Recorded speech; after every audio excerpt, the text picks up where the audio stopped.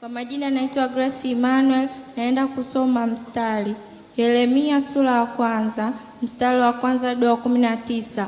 Nao nasema, maneno ya Yeremia mwana wa Hilkia, mmoja wa makuhani waliokuwa katika Anasosi, katika nchi ya Benyamini, ambaye neno la Bwana lilimjia katika siku za Yosia mwana wa Amoni, mfalme wa Yuda, katika mwaka wa 13 wa kumiliki kwake. Tena lilikuja siku za Yoyakimu mwana wa Yosia, mfalme wa Yuda, hata mwisho wa mwaka wa 11 wa Sedekia mwana wa Yosia, mfalme wa Yuda, hata wakati walipochukuliwa mateka ya Yerusalemu katika mwezi wa 5.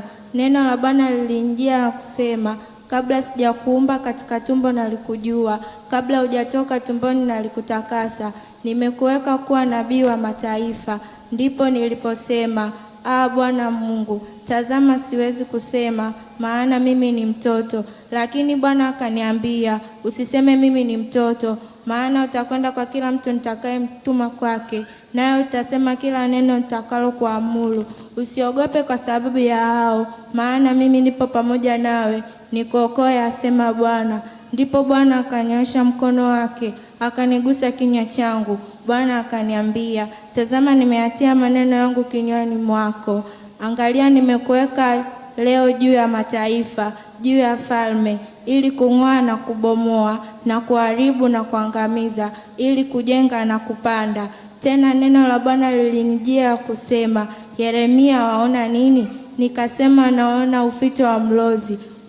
Ndipo Bwana akaniambia, waona vema, kwa maana ninaliangalia neno langu ili nilitimize. Neno la Bwana lilinijia kwa mara ya pili na kusema, waona nini? Nikasema, naona sufuria lenye maji yatokotayo, na mdomo wake unaoelekea toka upande wa kaskazini. Ndipo Bwana akaniambia, toka kaskazini mabaya yatatokea na kuwapata watu wote wakao katika nchi hii. Kwa kuwatazama nitaziita jamaa zote za falme za kaskazini, asema Bwana, nao watakuja na kuweka kila mtu kiti chake cha enzi mbele ya mahali pa kuingilia, malango ya Yerusalemu, na kuzielekea kuta zake pande zote, na kuielekea miji yote ya Yuda. Nami nitatamka hukumu zangu juu yao kwa habari ya uovu wao wote, kwa kuwa wameniacha mimi, wakazifukizia uvumba miungu mingine, wakaziabudu kazi za mikono yao wenyewe.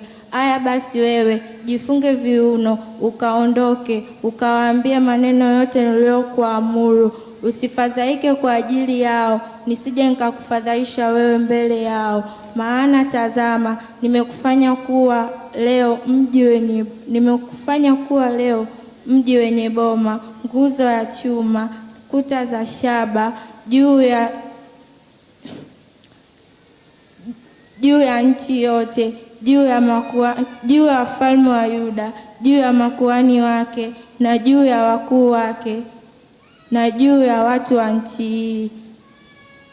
Nao watapigana nawe, lakini hawatashinda, maana mimi nipo pamoja nawe, asema Bwana, ili nikuokoe. Amina.